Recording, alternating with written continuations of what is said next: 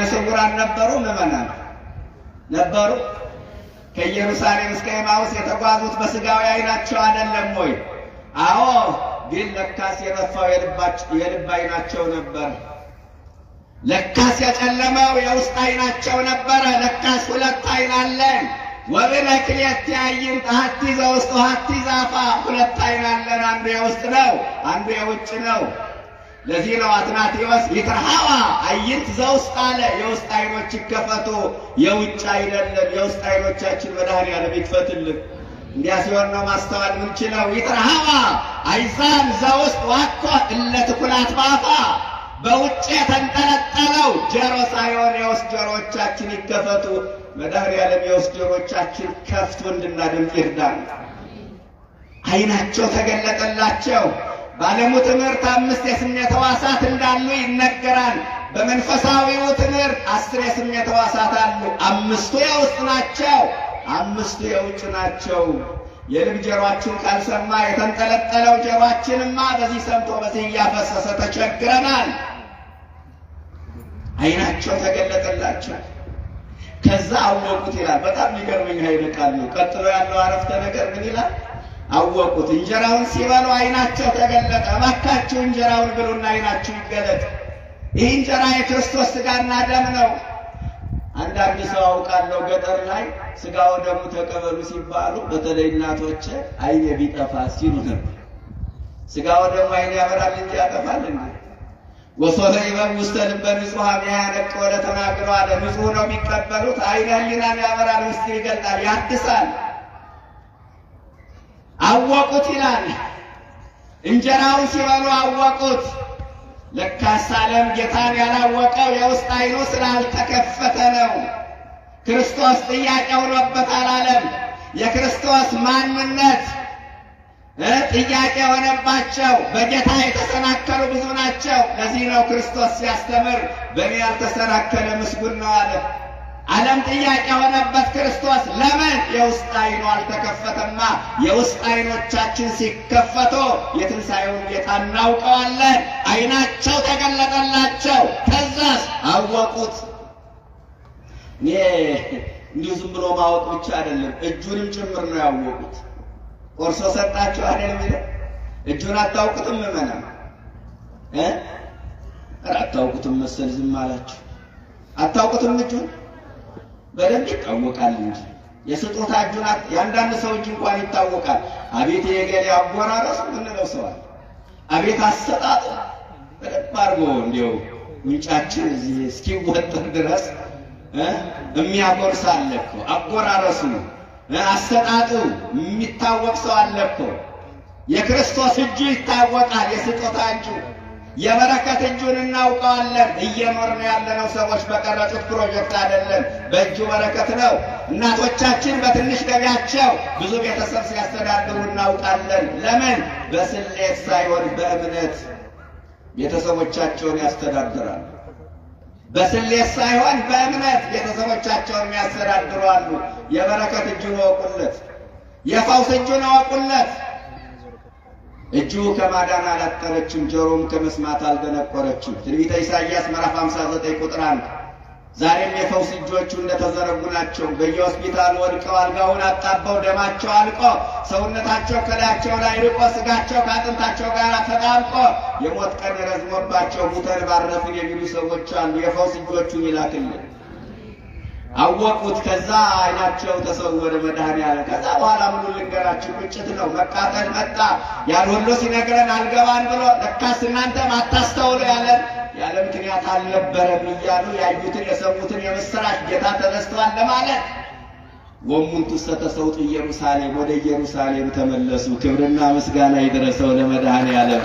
እንዲያው ገብቷችሁ ሐሳቤ እነዚህ ሰዎች መጀመሪያ ከኢየሩሳሌም ወደ የት ነው የተጓዙት? ወደ ኤማውስ ነው የተጓዙት። አሁን ፍጻሜያቸው አማረላቸው። ኧረ መድኃኔዓለም ፍጻሜያችን ያሳምርልን። አንዳንድ ሰው ጅምሮ መጥፎ ይሆንና ፍጻሜ ያምርለታል። አንዳንዱ ደግሞ ጅምሮ መልካም ይሆንና ፍጻሜው ይበላሽበታል። እነዚህ ሰዎች ጅምራቸው መጥፎ ነው። ለምን? ወደ ኤማሁስ ነው የሚኮበልሉት። ፍጻሜያቸው ግን አማረ። ወደ ኢየሩሳሌም ተመለሱ። እባካችሁ ወደ ኢየሩሳሌም ተመለሱ። ኤማሁስ ዓለም ናት፣ ኢየሩሳሌም ቤተ ክርስቲያን ናት። ወደ ኢየሩሳሌም መመለስ ማለት ከዓለም ወደ ቤተ ክርስቲያን መመለስ ነው። ከኃጢአት ወደ ጽድቅ መመለስ ነው። ከመርገም ወደ በረከት መመለስ ነው። ከአምልኮተ ጣዖት ወደ አምልኮተ እግዚአብሔር መመለስ ነው። ከርኩሰት ወደ ቅድስና መመለስ ነው። ከኃጢአት ወደ ጽድቅ መመለስ ነው። ያለፈው ዘመን ይብቃ ብሎ ክፉ ሥራን ረግሞ በንስሐ መመለስ ነው። ወደ ኢየሩሳሌም መመለስ በእውነት የሥጋ ፍላጎት አስገድዷችሁ መንፈሳዊነት ያቋረጣችሁ ሰዎች ትኖሩ ይሆናል። አሁንም አልረፈደም። ወደ ኢየሩሳሌም ተመለሱ። ኤማሁስ ማርካችሁ በሱስ የተጠመዳችሁ ሰዎች ትኖሩ ይሆናል። አሁንም አልረፈደም። ወደ ኢየሩሳሌም ተመለሱ። ዓለም አሸንፋችሁ ቅዳሴውን ያቋረጣችሁ፣ ኪዳኑን ያቋረጣችሁ፣ ጾም ጸሎቱን፣ ስግደቱን፣ ምጽዋቱን፣ የበረከት ሥራውን ያቋረጣችሁ ሰዎች ትኖሩ ይሆናል። አልረፈደም። አሁንም ወደ ኢየሩሳሌም ተመለሱ። ወደ ኢየሩሳሌም መመለስ ማለት ያቋረጥነው መንፈሳዊ ሥራ ማስቀጠል ማለት ነው ባጭሩ። ወደ ኢየሩሳሌም ተመለሱ። 11ዱ ደግሞ በአንድ ቤት ቁጭ ብለው ለካስ መድኃኔዓለም ለሁለቱ በታየበት ቅጽበት ለ11ዱም ተገልጦላቸው ኑሯል። ክብርና ምስጋና ለስሙ ይድረሰው። ለካስ ለ11ዱም ተገልጦ ኑሯል። በምላት ነው፣ በምታት አይደለም። እነሱ እኮ የምስራች ሊያወሩ ነው የሚሄዱ። በቃ እኛ ያየነውን ለእነሱ እንንገር ብለው ወደ ቤት ሲገቡ በአማን ተንሥአ ክርስቶስ ወአርአዮ ለስምዖን ጴጥሮስ፣ በእውነት ጌታ ተነስቷል፣ ለስምዖንም ምን ብሏል? ታይቷል እያሉ ሲያወሩ ጠበቋቸው። የምስራች ሊያወሩ ሄደው የምስራች ጠበቃቸው። ደስታ ሊያወሩ ሄደው ደስታ ጠበቃቸው። 3 ቀን ፍርሃታቸውን፣ ሐዘናቸውን፣ ጭንቀታቸውን ተለዋውጠው ነበረ። አሁን ደስታ መለዋወጥ ጀመሩ። በእውነት ጌታ ተነስቷል። ሁላችሁም ይህን ቃል መስክሩ። በእውነት ጌታ በሉ ተነስቷል። የድል ቃል ነው። በደንብ መስክሩ። በእውነት ጌታ ተነስቷል በሉ። አዎ የአሸናፊነት ቃል ነው። የድል ቃል ነው። ለዚህ ነው 50 ቀን ቤተ ክርስቲያን የምትጠቀመው ይህን ቃል። ዲያብሎስ የታሰረበት፣ አዳም ነፃ የወጣበት፣ የሰው ልጅ በሙሉ ሰላምና ደስታ ያገኘበት ቃል ነው። በእውነት ጌታ ተነስቷል፣ ለስምዖንም ታይቷል አሉት በርሳቸው። እቺ ለስምዖን ታይቷል የምትለዋን ቃል ልንገራችሁና ትምህርት ልጨርስ። ምን ማለት ነው? ለስምዖን ታይቷል። ለበርተሎሜዎስ ታይቷል አላለም። ለቶማስ ታይቷል አላለም ጌታ። ለቶማስ ታይቷል፣ ለማቴዎስ ለያዕቆብ ታይቷል አላለም። ለስምዖን ለጴጥሮስ ታይቷል። ምንድን ነው ይሄ? ለካስ በትንሣኤውም ይቅርታ ተሰብኳል። ምን ተሰብኳል? በትንሣኤውም ይቅርታ ተሰብኳል። ምን መሰላችሁ ነገሩ? በጸሎተ ሐሙስ ምሽት ጌታ በማዕድ ዙሪያ ሳለ ጴጥሮስ ከጌታ ጋር ተጣልቶ ነበር። ምን አለ ጌታ? ዛሬ ሁላችሁም ትክዱኛላችሁ ሲል ሁሉም ቢክዱ እኔ ከቶ ምን አልልህም አልክድህም፣ ሁሉም ቢሰናከሉ እኔ ከቶ አልሰናከልም አለው። ዶሮ ሳይጮህ 3 ጊዜ ትክደኛለህ አለው ጌታ። ከዛው ወዲያው በአይሁድሽ ተያዘ ክርስቶስ። ሐዋርያቱ ጥለው ተበተኑ። ጴጥሮስ የተናገረው ቃል ስለነበረ ከኋላ በርቀት መከተል ጀመረ እና አንዲት ሴትዮ አገኘችውና አንተ ከኢየሱስ ጋር ነበርክ አይቼሃለሁ፣ ወነገረከ ያየውቀከ ከመ ገሊላዊ አንተ፣ ንግግርህም ገሊላዊ እንደሆንክ ያስታውቃል። የኢየሱስ ደቀ መዝሙር ነህ ስትዩ የምትዩን ሰውዬ አላውቅም።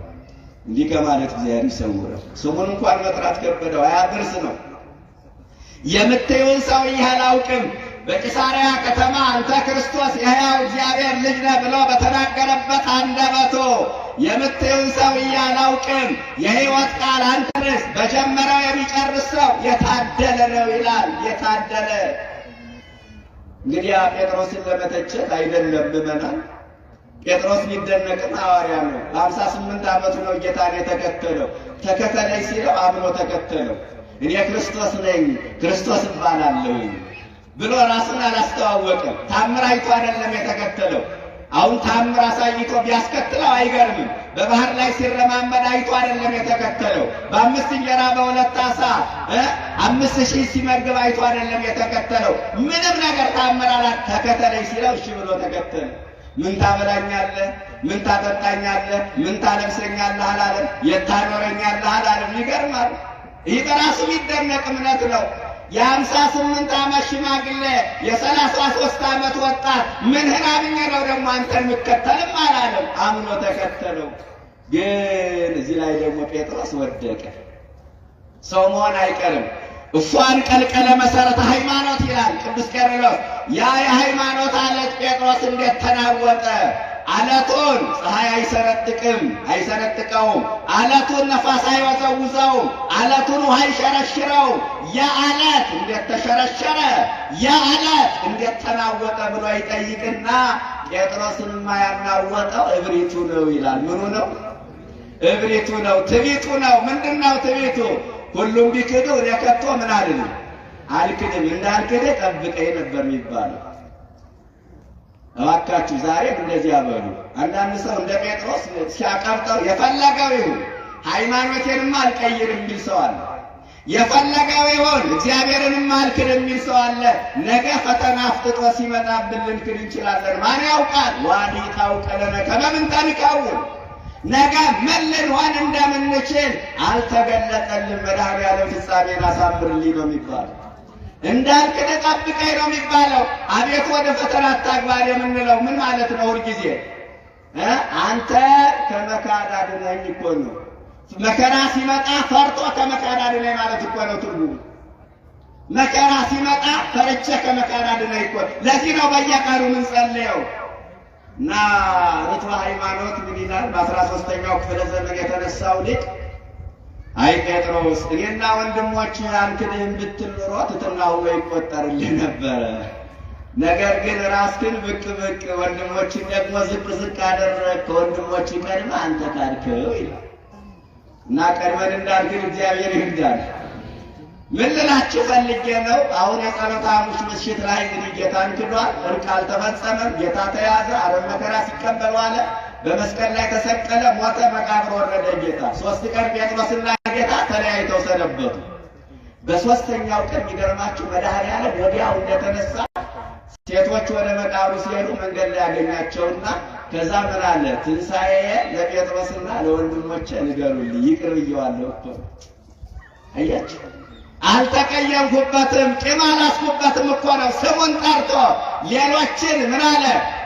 እንዲሁ ለወንድሞች አለ ሳይዘረዝር። ከዛ ለየት አደረገና ለጴጥሮስ ትንሣኤን ተናገሩ አለ። አሁን ስሙን ባይጠቅስ ኑሮ ጌታ ሐዋርያት እስቲ አስቡት፣ በእነሱ ቦታ ላይ ሆናችሁ ምን ይሉት ነበረ? ጌታን ክደሃል ይቅር አላለህም ብለው ከኅብረታቸው ይለዩት ነበረ። ከስብከት ያወጡት ነበረ። ከአንድነታቸው ያወጡት ነበረ። ይህንን ያውቃል መድኃኔዓለም። ስለዚህ ይቅር ብየዋለሁ ማለት ነው። ለጴጥሮስ ተናገሩ ማለት እዚህ ላይም በእውነት ጌታ ተነስቷል፣ ለስምዖንም ታይቷል ብሎ ለብቻው ጴጥሮስን ያነሳው ክርስቶስ ይቅር እንዳለው ያሳያል። በትንሣኤው ይቅርታ ተሰብኳል። በስቅለቱ ብቻ አይደለም። አባት ሆይ የሚያደርጉትን አያውቁምና ይቅር በላቸው በስቅለቱ ተብሏል። ለካስ በትንሣኤው ይቅርታ ተሰብኳል። ጴጥሮስን ይቅር ያለ አምላክ እኛንም በትንሣኤው ይቅር ይበለን። የኤማውስ መንገደኞች ጨርሻለሁ። በእውነት ዛሬም ብዙ ሰው ወደ ኤማውስ እየተጓዙ ነው። በጣም የሚያሳዝነው ነገር ይሄ ነው። ሁሉም መንገደኛ ሆኗል። ወደ ኤማውስ ወደ ኤማውስ የኮበለለው ብዙ ነው። ከላይ እስከ ታች፣ ከሊቅ እስከ ረቂቅ መንፈሳውያን የሚባሉት ሳይቀር አሁን የሚገኙት ኤማውስ ውስጥ ነው። ኤማውስ ላይ ነው የሚገኙት። ስንቱን ከክብር አጎደለችው ኤማውስ። ስንቱን እንደ ሸንኮራ መጣ ተፋቸው። ስንቱን ከመንፈሳዊ ሕይወት ለየችው ኤማውስ። ስንቱ ተሸነፈ በኤማውስ። ዛሬም እንደ ኤማውስ መንገደኛ ሆኗል። ከቤተ ክርስቲያን ወጥቶ ወደ ዓለም የኮበለለ፣ ከመቅደስ ወጥቶ አዳራሽ የገባ፣ ከቅድስና ወደ ርኩሰት የተጠራ የተማረከ ኤማሁስ ማራኪ ነገሮችን እያሳየች ስንቱን መንገደኛ ያደረገችው፣ ስንቱን አስኮበለለችው። ይህ ብቻ አይደለም። ወደ ኤማሁስ ተጓዙ። 11 ኪሎ ሜትር ነው የተጓዙት። መንገደኞች ናቸው እነዚህ ሁለት ሰዎች። እኛም መንገደኞች ነን ምዕመናን። መንገደኛ መሆናችንን እንዳንረሳ። አንዳንድ ጊዜ ነዋሪዎች እስክንመስል ድረስ መንገደኛ መሆናችንን እንዘነጋለን። ሞት የሌለብን እስኪመስል ድረስ መንገደኛ መሆናችንን እንረሳለን። ሞት የሚባል ነገር አለብን። አብዶቱ ዘሄል ካላ ዘንበለ መቃብሮ፣ መቃብር መውረዱን መሞቱን የማያስብ ሰው ሰነፍ ነው ይላል ሲራክ። እሞታለሁ ብሎ ድር የሚገባው ሰው ብዙ ነው። እሞታለሁ ብሎ ንስሐ የሚገባው ስንቱ ነው። ሙቼ ደብረ ሊባኖስ ቅበሩኝ ብሎ የሚናዘዘው ብዙ ነው። ሙቼ ነፍሴ ትገባለች ብሎ የሚያስበው ስንቱ ነው። መንገደኞች ነን። ይህ ዓለም ስደተኛ ጣቢያ ነው። ስደተኛ ጣቢያ ላይ ሰው ይቆያል እንጂ አይኖርበትም። አዳም አባታችን ትእዛዝ እግዚአብሔርን አፍርሶ ወደዚህ ምድር የመጣው እንዲቆይ እንጂ እንዲኖር አይደለም። ለምን? ስደተኛ ነዋ። እኛም መንገደኞች ነን። ይህንን አንርሳ። የፊትና የኋላ ጉዳይ ካልሆነ በስተቀር ተጓዦች ነን፣ መንገደኞች ነን። በጊዜያችን እንወቅበት፣ በእድሜያችን እንጠቀምበት። እድሜ ብድር ነው። ብድር አያኮራም፣ ብድር አያመጻድቅም። የተበደረ ሰው ብድሩን ለተበደረበት ዓላማ ያውለዋል እንጂ አያባክነውም። ክርስቲያን የተሰጠውን እድሜ ለኃጢአት የሚያውለው ከሆነ እድሜ አባካኝ ይባላል። እድሜያችን በከንቱ እንዳናባክን መድኃኔዓለም ይርዳል። መንገደኛ መሆናችን አንርሳ። እንዳልኳችሁ ፊትና ኋላ ካልሆነ በስተቀር መንገደኞች ነን። በሉ እናንተም ሂዱ፣ እኛም ወደዚያው ነው። ወትሮም መንገደኛ ፊትና ኋላ ነው።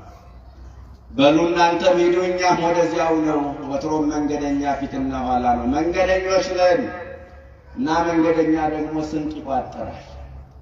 ቢርበው ሊበላ፣ ቢጠማው ሊጠጣ፣ ቢራቆት ሊለብስ። እኛም በሞት ወደ ሩቅ ሀገር ሰማይ ወደሚባል ሩቅ ሀገር ተጓዦች ነንና የነፍስ ስንቅ እንቋጠራል። ንስሐ እንግባ፣ ሥጋውን እንብላ፣ ደሙን እንጠጣ። ሥጋው ደግሞ ከተቀበላችሁ ስንት ዓመት ሆናችሁ? እስኪ ያልተቀበላችሁበትን ዘመን ወደ ኋላ መለስ ብላችሁ ቁጠሩት። ክርስቲያን ከሥጋው ደሙ ከራቀ የሚፈልገው የኃጢአት ልምምድ አለ ማለት ነው። ክርስቲያን ከሥጋው ደሙ ከራቀ የሚጠብቀው የኃጢአት ቀጠሮ አለ ማለት ነው። አለበለዚያ ከክርስቶስ ጋር እንዳንኖር የሚከለክለን ነገር የለም። ትጾማላችሁ፣ ትጸልያላችሁ፣ አስራት ታወጣላችሁ፣ ገዳም ትሄዳላችሁ፣ ጉባኤ ትካፈላላችሁ፣ ታስቀድሳላችሁ፣ አስራት በኩራት ታወጣላችሁ። እንዴት ደስ ይላል! የነገሮች መደምደሚያ ግን የክርስቶስን ሥጋና ደም መቀበል ነው። አለበለዚያ መልካም ሥራዎቻችን ሁሉ ማረጋገጫ የሌላቸው የሂሳብ ሰነዶች ነው የሚሆኑ። በልጅነታችሁ ትቆርቡ የነበራችሁ ልጆቻችሁን ልታቆርቡ ትመጣላችሁ። እነሱ ሲበሉ እናንተ ትራባላችሁ፣ ጀርባችሁን ለማዱ ትሰጣላችሁ። እስከ መቼ እንደ ኤማሁስ መንገደኞች መንገደኛ መሆናችን አውቀን የነፍስ ስንቅ ቋጥረን ንስሐ ገብተን ሥጋውን በልተን ክቡር ደሙን ጠጥተን የስሙ ቀዳሽ የመንግሥቱ ወራሽ ለመሆን ያብቃን። እነዚህ መንገደኞች ተጉዘው ወደ ኤማሁስ መጨረሻ ፍጻሜያቸው እንዳማረላቸው ወደ ኢየሩሳሌም እንደተመለሱ ሁሉ እኛም በተለያየ የኃጢአት ሥራ ሰው መሆን አይቀርም፣ ልንወድቅ ልንሰናከል እንችላለንና መጨረሻችን እንዲያምር መድኃኔዓለም ይፍቀድልን። በንስሐ ተመልሰን መድኃኔዓለም ፍጻሜያችንን እንዲያሳምርልን ቅዱስና መልካም ፈቃዱ ይሁንልን። ለብርሃነ ዕርገቱ በሰላም ያድርሰን። ወስብሐት ለእግዚአብሔር።